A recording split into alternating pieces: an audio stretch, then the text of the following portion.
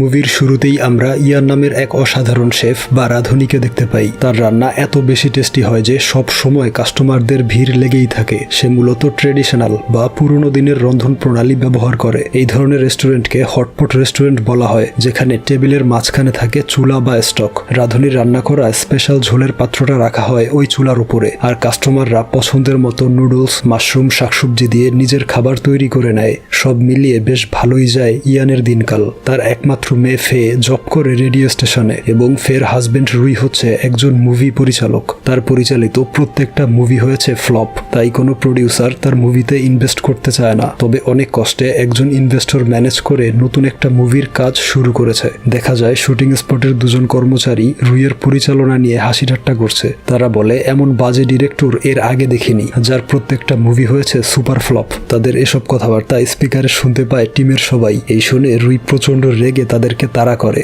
এরপর সে পরবর্তী scene shoot করবে একটা হটপট রেস্টুরেন্টে। তবে প্রোডাকশন ম্যানেজার বলে প্রডিউসার জানিয়েছে বাজেট স্বল্পতার কারণে রেস্টুরেন্ট ভাড়া নেওয়া সম্ভব নয়, তাই এই বিল্ডিংটাকে রেস্টুরেন্ট হিসেবে ব্যবহার করা যাবে। এটা হচ্ছে প্রোডাকশন হাউসের স্টোর রুম বা ওয়্যার হাউস। তার আগে এটা ছিল একটা হটপট রেস্টুরেন্ট। ভেতরে রেস্টুরেন্টের চেয়ার টেবিল সহ বিভিন্ন জিনিসপত্র রয়েছে। এ শুনে রুই রাজি হয় এখানে শুটিং করতে। বাড়ি ফিরলে দেখা যায় রুই থাকতো শ্বশুর বাড়িতে, এবং ভুলবশত মাঝে মধ্যে তার শ্বশুরকে ভাই বলে ডেকে ফেলতো। এই বিষয়টা একদম শেষে ক্লিয়ার হবে। তো এরপর দিন অফিসে আসলে জানতে পারে মুভির শুটিং বন্ধ থাকবে, কারণ প্রডিউসারের কোম্পানি আর্থিকভাবে অসচ্ছল হয়ে পড়েছে, তাই আপাতত ইনভেস্ট করতে পারবে না। মুভির বাকি অংশ কমপ্লিট করতে এখনো 1 মিলিয়ন ইয়ান প্রয়োজন। এই শুনে রুই প্রডিউসারকে ভয়েস মেসেজ পাঠিয়ে বলে আমি কিছু টাকা ম্যানেজ করে শুটিং শুরু করতে চাই। তখন লক্ষ্য করে দেখে তার কর্মচারীরা সেই ওয়্যার হাউসের জিনিসপত্র বের করছে। তারা জানায় প্রোডাকশন ম্যানেজার বলেছে এগুলো বিক্রি করে তাদের পাওনা মিটিয়ে নিতে। রুই বলে আমাকে কয়েকদিন সময় দাও, তোমাদের টাকা আমি পরিশোধ করব, তবুও এসব বিক্রি করে চলে যেও না। তখন কি নামের এক লোক এসে জানায় এই ওয়্যার হাউসটা যেই প্রোডাকশন হাউসের, তাদের কাছে বেশ কিছু টাকা পায়, তাই এসেছে জিনিসপত্র দখল করতে। এই শুনে রুই তাদের থামিয়ে বলে আপনারা ভুল তথ্য পেয়েছেন, এটা হচ্ছে একটা হটপট রেস্টুরেন্ট। বিগত কয়েক বছর ধরে আমি এবং আমার সহযোগীরা মিলে এই রেস্টুরেন্টটা চালিয়ে আসছি। এই শুনে রুইয়ের কর্মচারী মাও বলে আমি হচ্ছি শেফ। মেকআপ আর্টিস্ট রেন বলে আমি হচ্ছি ওয়েটার। আর ইয়ং নিজেকে রেস্টুরেন্টের কি পরিচয় দিবে তা বুঝে উঠতে পারছিল না। তখন কি বলে আমাদের ক্ষুধা লেগেছে, তোমাদের রেস্টুরেন্টে লাঞ্চ করব। এই শুনে রুই চিন্তায় পড়ে যায় যে এখন কি করবে, তাই সাইডে এসে একটা আইডিয়া বের করে। সেই আইডিয়া অনুযায়ী ইয়ং যায় অর্ডার নিতে। অর্ডারগুলো রুইকে বলে, আর রুই মাওকে পাঠায় অন্য এক রেস্টুরেন্টে। এভাবে তিনজন ওয়াকি টকিতে কানেক্টেড থেকে অন্য এক রেস্টুরেন্টের খাবার অর্ডার করে। মাও দৌড়ে দৌড়ে সেই খাবার নিয়ে আসে। তবে সে যখন মাত্রই ফিরে আসে তখন তারা আরো কিছু অর্ডার করে, তাই সে আবারও দৌড়ে যায় খাবার কিনে আনতে। এদিকে কি আরো কয়েকজন গেস্ট নিয়ে আসে। এই দেখে মাও মাথা ঠান্ডা করার জন্য পানি ঢালে, তারপর আবার দৌড় লাগায় খাবার আনতে। সেই খাবার সুন্দরভাবে সার্ভ করে কাস্টমারদের মাঝে। এরপর রেন হিসাব করে দেখে আজকে ভালোই প্রফিট হয়েছে। এই দেখে ইং জানিয়ে দেয় তাদের উচিত মুভির কাজ বন্ধ রেখে রেস্টুরেন্ট চালু করা। মাও জানায় দৌড়ে দৌড়ে তার প্রেশার লো হয়ে গিয়েছে, তবে প্রফিটের কথা চিন্তা করলে এই কাজটা তার ভালোই লাগছে। সব শুনে রুই বলে তোমরা এভাবেই রেস্টুরেন্টটা চালিয়ে যাও, ওইদিকে আমি চেষ্টা করছি কিছু টাকা ম্যানেজ করার, যাতে আবারও শুটিং শুরু করতে পারি। টাকা ম্যানেজ করতে প্রথমেই যায় তার কাজিনের কাছে। সে জানায় তার কাছে অল্প কিছু টাকা আছে। রুইয়ের উচিত তার অন্য কাজিনের কাছে যাওয়া। যদি তারা মানা করে দেয় তাহলে সে একটা ব্যবস্থা করবে। তার কথা অনুযায়ী রুই চলে আসে তার অন্য এক কাজিনের বাড়িতে। লোকটা এতটাই কিপটে ছিল যে রুইকে দেখে প্যারালাইজড হওয়ার অভিনয় করে। নিজের খাবারটাও ঠিকভাবে খেতে পারে না। জানায় স্ট্রোক হওয়ার পর কোম্পানিটা দেখাশোনা করতে না পারায় বিশাল লস করেছে, এমনকি তার কেয়ারটেকারও তাকে ছেড়ে চলে যাচ্ছে। শেষমেশ রুই বাড়িতে আসে শ্বশুরের কাছে টাকা চাইতে। শুনতে পায় তার শ্বশুর মিস্টার ইয়ান বলছে রুইয়ের কুকিং স্কিল ভালো, তার উচিত মুভির ভূত মাথা থেকে নামিয়ে নতুন রেস্টুরেন্ট খোলা। টাকা লাগলে আমি দেব, তবে মুভির জন্য কোনো টাকা দিতে পারবো না। তার থেকে আমার কর্মচারী টিয়ানের ডিরেক্টিং স্কিল ভালো। রুই দেখে টিয়ান পরিচালকদের মতো ভান করে স্টাফদের কাজ বুঝিয়ে দিচ্ছে। তো এরপর সে হতাশ হয়ে ওয়্যার হাউসে ফিরে আসে। স্টাফরা বলে এই কয়েকদিনে তারা ভালো টাকা ইনকাম করেছে। এভাবে বছরখানেক চললে মুভির সম্পূর্ণ খরচ রেস্টুরেন্ট থেকেই উঠাতে পারবে। আর যদি তারা নিজেরাই রান্না শুরু করে তাহলে হটপট রেস্টুরেন্ট কম্পিটিশনে অংশগ্রহণ করতে পারবে, যার উইনিং প্রাইজ হচ্ছে 1 মিলিয়ন ইয়ান। বছর শেষে যেই হটপট রেস্টুরেন্টের খাবারের টেস্ট এবং পপুলারিটি সর্বোচ্চ থাকবে তারাই হবে বিজয়ী। তবে জিততে হলে সেরা দুটো রেস্টুরেন্টকে হারাতে হবে, যারা প্রত্যেকবার প্রথম এবং দ্বিতীয় স্থানে থাকে। সেকেন্ড পজিশনে থাকে মিস্টার লিউ এর রেস্টুরেন্ট। কেউ যদি তার উপরে উঠতে চায় তাহলে সে তাদের ক্ষতি করে। আর প্রতিবার প্রথম হয় মিস্টার ইয়ানের রেস্টুরেন্ট, অর্থাৎ রুইয়ের শ্বশুর প্রত্যেকবার ফার্স্ট হয় আর পুরস্কার হিসেবে 1 মিলিয়ন ইয়েন জিতে। এই শুনে তার মাথা ঘুরে যায়। সে জানতো না তার শ্বশুর এত টাকার মালিক। যেহেতু 1 মিলিয়ন ইয়েন হলে মুভির শুটিং শুরু করতে পারবে, তাই রুই সিদ্ধান্ত নেয় আগামী 1 বছর নিজের কুকিং স্কিল এবং বিজনেস ম্যানেজমেন্টের কৌশল দেখিয়ে প্রথম পুরস্কার জিতে নিবে। তার এই সিদ্ধান্তে সবাই একমত হয় আর সে রেডি হয়ে যায় শেফের অ্যাপ্রন পরে। তার রান্নার কৌশল আর মশলা ঢালার স্টাইল দেখে তার স্টাফরা অবাক হয়ে তাকিয়ে থাকে। তারা জানতোই না রুই এত ভালো মানের একজন শেফ।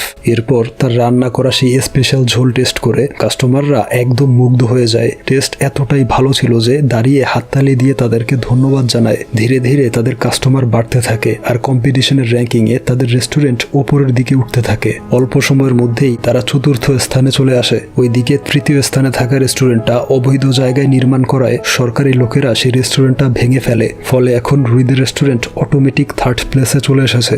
এরপর দেখানো হয় লিউ নামের এই লোকটাকে। সে হচ্ছে র্যাঙ্কিং এর দ্বিতীয় স্থানে থাকা রেস্টুরেন্টের মালিক। তার অ্যাসিস্ট্যান্ট জিজ্ঞেস করে, আপনি সেকেন্ড প্লেস নিয়ে এত হ্যাপি কেন? আমাদের উচিত ফার্স্ট প্লেস হওয়ার জন্য চেষ্টা করা। তখন লিউ জানায়, মিস্টার ইয়ং এর মতো একজন অভিজ্ঞ রাঁধুনিকে পেছনে ফেলা অসম্ভব, তাই আমি দ্বিতীয় স্থান নিয়ে খুশি আছি। ওইদিকে রুইরা গবেষণা করছিল যে কিভাবে দ্বিতীয় স্থানে থাকা লিউকে টপকে তারা দ্বিতীয় স্থানটা দখল করবে। মিটিং শেষ হতেই লিউ সেখানে হাজির হয়। বলে, আমার থেকে কেউ দ্বিতীয় স্থান কেড়ে নিতে পারবে না, দ্বিতীয় স্থানটা শুধু আমার। এই বলে তাদেরকে হুমকি দিয়ে চলে যায়। পরদিন রুই লক্ষ্য করে তার শ্বশুর ইয়ান রেস্টুরেন্টের প্রচারের জন্য লিফলেট বানিয়ে এনেছে। এই দেখে তার একটা দুষ্ট বুদ্ধি মাথায় আসে। বলে, আমার মুভি সেটে অনেক লোকজন রয়েছে, তাদের দিয়ে এগুলো বিলি করে দেব। এই বলে সেগুলো নিয়ে কেজি দরে বিক্রি করে দেয় আর নিজের রেস্টুরেন্টের জন্য অনেকগুলো লিফলেট বানিয়ে আনে। এরপর তার মুভির কয়েকজন ব্যাকআপ ডান্সারকে হায়ার করে পোস্টার বিলি করার জন্য। তারা শহরের অলিগলি থেকে শুরু করে সব জায়গায় বিলি করে। এমনকি তারা আকর্ষণীয় ড্রেস পরে খাবার সার্ভ করে এবং নেচে গিয়ে উৎসব মুখর পরিবেশ তৈরি করে। কাস্টমাররা এতটাই এনজয় করে যে সেই ডান্স রেকর্ড করে সোশ্যাল মিডিয়ায় পাবলিশ করে দেয়। ভিডিওগুলো ভাইরাল হয়ে তাদের রেস্টুরেন্ট আরো পপুলার হয়ে ওঠে, যার ফলে খুব দ্রুতই তারা দ্বিতীয় স্থান অধিকার করে। আর এই খবর শুনে লিউ রেগে গিয়ে অ্যাসিস্ট্যান্টকে বলে, লোকজন রেডি করো এবং পরিচয় গোপন রেখে রুইয়ের রেস্টুরেন্টে টেবিল বুকিং করো। তবে সেই ফোন কল পেয়ে রেন বুঝতে পারে লিউ লোকজন নিয়ে রাত 9টায় আসবে আক্রমণ করতে। রুই বলে, আমাদের উল্টো প্ল্যান করতে হবে। সেই প্ল্যান অনুযায়ী 9টার আগেই সমস্ত কাস্টমার বিদায় করে দেয়। দুজন ডান্সারকে সেই রেস্টুরেন্টে পাঠায়। তারা ইনফরমেশন দেয় যে লিউ রেস্টুরেন্ট থেকে লোকজন নিয়ে বের হয়েছে, বাকিরা ছিল রাস্তায়। তারা গাড়ি পিছু করে লিউদের লোকেশন জানায়। এদিকে রেন সামনের জঙ্গলে লুকিয়েছিল। সে বলে এখনই তারা ভেতরে ঢুকবে। ঠিক তখন রুই একটা নাটক সাজায়। তার মুভির ফাইটিং সিনের জন্য কিছু নকল কাচের বোতল এনেছিল। সেগুলো একটার পর একটা ইয়ং এর মাথায় মারে আর বলে, আমার কাজে যে বাধা দিবে তার অবস্থা ঠিক তোমার মতোই হবে। এই শুনে ভয়ে লিওর অবস্থা খারাপ হয়ে যায়। তখন রেন এসে অভিনয় করে বলে, রুই খুবই ভয়ঙ্কর লোক, আমি তার সাথে নয় আপনার রেস্টুরেন্টে কাজ করতে চাই। এই শুনে রুই মাওকে বলে, ওকে ভেতরে নিয়ে বন্দি করে রাখো। এরপর লিওর দিকে এগিয়ে গেলে সে বলে, আমার পকেটে অস্ত্র আছে। ঠিক তখন রুইয়ের নকল বন্দুকটা নিচে পড়ে যায়, যেটা কিছুক্ষণ আগে মাও বের করেছিল তাদেরকে ভয় দেখাবে বলে। রুই বলেছিল এটা দেখতে একদম খেলনা বন্দুকের মতো, তবে এখন সেই বন্দুকটা দেখেই তাদের অবস্থা খারাপ হয়ে গিয়েছে। লিউ অস্ত্র বের করার বদলে লাভ সাইন এঁকে বলে, তুমি খুব ভালো মানুষ, আমরা তাহলে যাই। তবে রুই তাদেরকে আরো ভয় দেখানোর জন্য নকল বোতলগুলো নিজের মাথায় ভাঙতে থাকে। এতে ভয়ে সে প্রায় কান্না করে দিচ্ছিল।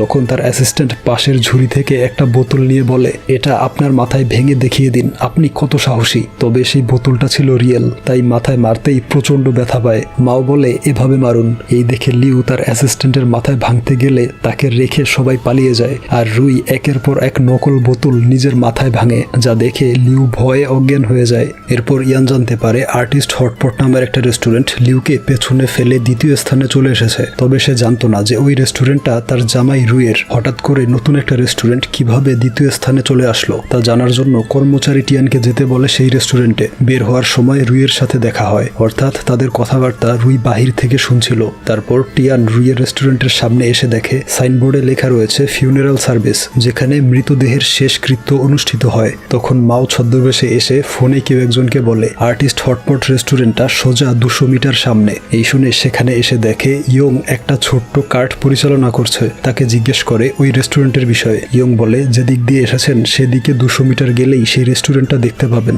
এই শুনে টিয়ান তার সাথে বাজি ধরে যে ওইখানে কোনো রেস্টুরেন্ট নেই, সেখানে রয়েছে একটা ফিউনারাল সার্ভিস। এরপর সেখানে এসে প্রমাণ হিসেবে একটা সেলফি তুলে নেয়। তখন ভিন্ন ছদ্মবেশ নিয়ে মাও তার পাশে দাঁড়িয়েছিল। হঠাৎ তাকে দেখে সে ভয়ে তার কোলে উঠে পড়ে। মাও তাকে নিচে নামিয়ে একজন মৃত মানুষের ছবি আনতে ভেতরে যায়। টিয়ান তার পিছু পিছু ভেতরে ঢুকে পড়ে। এই সুযোগে রেন বেশ কিছু অ্যাক্টরকে নিয়ে আসে। তারা মূলত টিয়ানকে ভয় দেখানোর জন্য এসব করছে। এদিকে মাও বলে আজ সেই রেস্টুরেন্টে সদ্য মৃত এক ব্যক্তির প্রার্থনা করা হবে। তারপর তাকে নিয়ে যায় প্ল্যান মোতাবেক সাজানো রেস্টুরেন্টে। টিয়ান ভেতরে ঢুকতেই দেখে সবাই ভয়ঙ্করভাবে তার দিকে তাকিয়ে আছে। এরপর মৃত ব্যক্তির ছবিটা দেখে তার অবস্থা খারাপ হয়ে যায়, কারণ ছবিটা ছিল তার নিজের। তখন ইং ভয়ঙ্কর হাসি দিয়ে তার কাছে বাজির টাকা চায়। এতে ভয়ে সে জ্ঞান হারিয়ে ফেলে। ইয়ান তার কথা কিছুই বুঝতে পারছিল না, তাই রুইকে বলে সিসিটিভি ফুটেজ কালেক্ট করতে। দেখতে চায় টিয়ানের সাথে কি ঘটেছিল। দেখা যায় রুই একজন অ্যাক্টরকে এনে টিয়ানের মতো ড্রেস পরিয়ে শুটিং করায়। এরপর সিসিটিভি ফুটেজ এডিট করে ইয়ানকে দেখায়, যেখানে টিয়ানের মতো দেখতে সেই অ্যাক্টর ভেতরে ঢুকেই ওয়েটারের মাথায় বোতল ভাঙে। এরপর রেনের সাথে বাজে আচরণ করে। এসব দেখে টিয়ান হতবাক হয়ে যায়, নিজের চোখে বিশ্বাস করতে পারে না। এরপর এক রাতে ইয়ান নিজেই চলে আসে সেই রেস্টুরেন্ট ভিজিট করতে। আর এই প্রথম জানতে পারে দ্বিতীয় স্থানে থাকা রেস্টুরেন্টের মালিক রুই। সে বলে, ভুলে যেও না, নিজ হাতে তোমাকে রান্না করা শিখিয়েছি। আমার থেকে প্রথম স্থান কেড়ে নেওয়া এত সহজ হবে না। রুই বলে, আপনিও ভুলে যাবেন না, আপনাকে মৃত্যুর মুখ থেকে বাঁচিয়েছি। আমার জন্যই আপনি বেঁচে গিয়েছিলেন, আর কম্পিটিশনে আমি ফার্স্ট হব। এই শুনে ইয়ানও তাকে চ্যালেঞ্জ দিয়ে চলে আসে। তারপর থেকে তারা পুরো দমে রেস্টুরেন্ট পরিচালনা করে ফার্স্ট হওয়ার জন্য। রুই রাতভর ডান্স শোয়ের আয়োজন করে, আর ইয়ান আয়োজন করে ম্যাজিক শোয়ের। এভাবে তাদের মধ্যে কম্পিটিশন চলছিল। এমনকি বাড়িতে লাইট জ্বালানো আর নিভানো নিয়েও কম্পিটিশন চলে তাদের।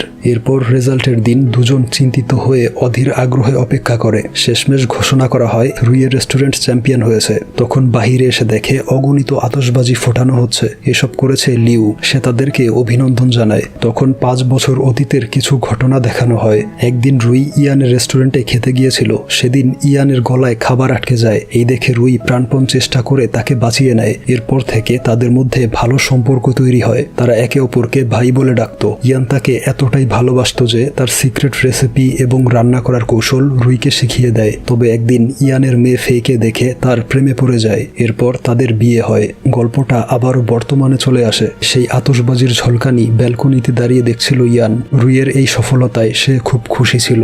পরদিন রুইয়ের অ্যাসিস্ট্যান্টরা বলে, যেহেতু আপনি আবারও মুভির শুটিং শুরু করবেন, তাই শুটিংয়ের জন্য আমরা চাই নতুন একটা সেট বানাতে। এত যত্ন করে দাঁড় করানো রেস্টুরেন্টে অ্যাকশন সিনের শুটিং করে নষ্ট করতে চাই না। এই শুনে রুই অনুমতি দেয় অন্য কোথাও শুটিং স্পট তৈরি করতে। তারপর রুই তার স্ত্রী এবং শ্বশুরকে নিয়ে চলে আসে তাদেরকে ট্রিট দেওয়ার জন্য। হঠাৎ বাহিরে অনেক শোরগোল শুনতে পেয়ে গিয়ে দেখে বাহিরে কারো শুটিং শুরু হয়েছে। সেখানে তার মুভির প্রোডাকশন ম্যানেজারকে দেখতে পায়। সে তাকে সাইডে নিয়ে এসে বলে, আমাদের কোম্পানি আর্থিকভাবে ক্ষতিগ্রস্ত হয়নি, তোমাকে মিথ্যে বলেছিলাম। আসলে প্রডিউসার তোমার কাজ দেখে বলেছিল তুমি খুব বাজে ডিরেক্টর, তোমার মুভিতে কোনো টাকা ইনভেস্ট করবে না, তুমি কষ্ট পাবে বলে আগে এসব বলিনি। এসব কথাবার্তা ফে আর ইয়ান বাহির থেকে শুনছিল। সে বাহিরে এসে নিজেকে কন্ট্রোল করার চেষ্টা করলেও স্ত্রীর মুখের দিকে তাকাতেই ইমোশনাল হয়ে যায়। এরপর বেশ কয়েকদিন খুব মন খারাপ করেছিল। একদিন ইং ফোন করে বলে নতুন শুটিং স্পট কমপ্লিট হয়েছে। এই শুনে রুই সেটা দেখতে আসে। জানতে পারে তার স্ত্রী আর শ্বশুর মিলে নিজের হাতে সবকিছু ডেকোরেট করেছে। তার প্রতি এই ভালোবাসা দেখে সে প্রচন্ড খুশি হয়। তবে জানায় মুভি তৈরি করার মন মানসিকতা হারিয়ে ফেলেছে। ইয়ং বলে, তাহলে এটাকে আমাদের রেস্টুরেন্টের দ্বিতীয় ব্রাঞ্চ হিসেবে ওপেন করব। তখন লিউ হাজির হয় ফুল নিয়ে। সে ভেবেছিল রুই নতুন আর একটা রেস্টুরেন্ট খুলেছে। আসলে এটা যে শুটিং এর জন্য তৈরি করেছিল তা সে জানতো না। তখন কয়েকজন কাস্টমার আসলে লিউ তাদেরকে বসতে বলে। যেহেতু রেস্টুরেন্ট শুটিং এর জন্য বানানো হয়েছিল, তাই রান্না করার কিছুই ছিল না। এজন্য আগের মতো মাও অন্য রেস্টুরেন্ট থেকে খাবার আনতে যায়। একজন কাস্টমার কিছু খাবার অর্ডার করে যা সেই রেস্টুরেন্টে ছিল না যেখানে মাও গিয়েছিল, তাই তারা চলে যাচ্ছিল। তখন লিউ তাদেরকে বসিয়ে খাবার আনতে চলে যায় তার নিজের রেস্টুরেন্টে। এভাবে সারাদিন দৌড়ঝাঁপ করে মাও আর লিউর প্রেশার লো হয়ে যায়। তারা হসপিটালে চলে আসে স্যালাইন নেয়ার জন্য।